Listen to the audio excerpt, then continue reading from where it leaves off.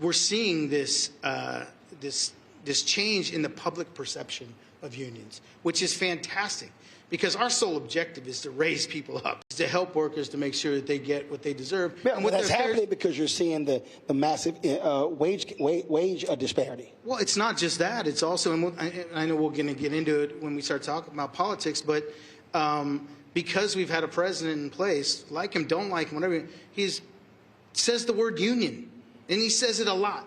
Union, union, union, union, union. And so because of that, people, have a different perspective. They say, well, maybe there is something good to this. And by the way, because of that, we get coverage. We're on this show. You see us on the news now. You see what's happening with the UAW. Well, first of all, let me real. People that may not realize, I had to text somebody this today. When TV One canceled my show, a lot of people were upset. And I told people I don't have any time to be upset because I knew what I was launching. The last day of News One Now, I think it was December 21st. 1 hour after we finished the show, I had a meeting with AFSCME. Lee Saunders, he's a fellow Alpha brother of mine. And I laid out to them the vision. I laid out to them exactly what I was launching. I laid out to them why I was launching it. And the next day, it was a Friday, I was flying out, and I was at the airport, and Lee called me, and he said, we're in. So when we launched this show, the show was launched with $350,000 of my own money, and we only had one sponsor.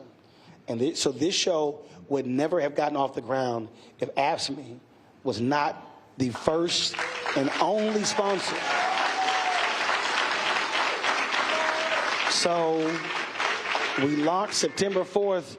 We launched September 4th, 2018, and they came on board. They stayed on board the second year, and by the time we got to March, April 2020 was when we got into the black and been in the black ever since. But the only sponsor that we had the first 2 years was AFSCME. Well, unions do a lot of good things. And I'm glad they were there to support you, and I appreciate you being here to support us. And look, because of all that's transpired, union is not a 4-letter word. It's a few. It's 5 letters. Thank you. I'm glad that you got that figured out for me, because I was doing this and I was hoping I'd have enough fingers. I started looking in your eyes. I was like, Richie is 5. Yeah, thank you very much. But it's something that we can be very proud of. I've been proud of it for a long time. And you talk about the good things that that a union did to help you out.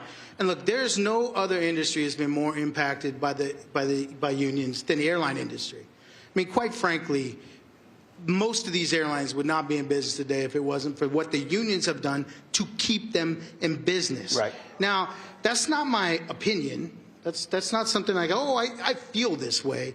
That is just a fact. And I've been around a long time. This will be my 36th year in the industry, and I've been doing this for 25 years. And so I've seen bankruptcies, I've seen the restructurings, I've seen it all in this industry.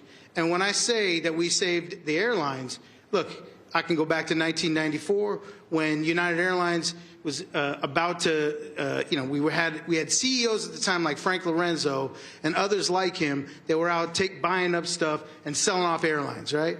Well, there was a guy at United named Stephen Wolf. He was going to do the exact same thing. It was the union, the Machinist Union and ALPA, that with their members, their employees, bought that airline, 51% of it, to keep it in business, and it exists today because of the unions.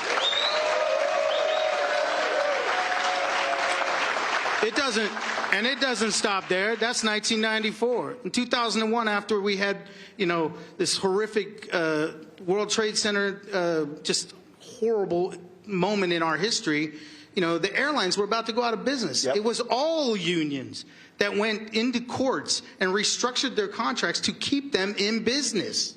That wasn't, a little thing. That was a big thing that kept all airlines, American, United, the megas out there. We kept them in business. And just as recently as the COVID pandemic, it was the unions that went to Congress and the unions that went to the government and said, we need airline bailout or they're going to go out of business. And they would have been out of business very quickly. The unions saved the airline industry.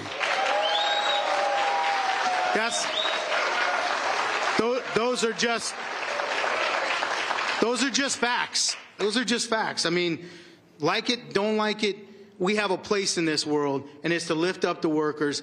And part of that thing to bail the airlines out and to get them money so they would stay in business, one of those conditions was to make sure that nobody got furloughed. They couldn't get any of that bailout money if anybody went to the street. They couldn't play games with it. If they wanted the money, it wasn't coming for free. They had to maintain their employees. One of the only airlines to play games with it was Delta Airlines, who cut the hours of their employees because they didn't have representation to stop it. Facts. All right. I thought you were about to drop that microphone for a second, Richie. All right.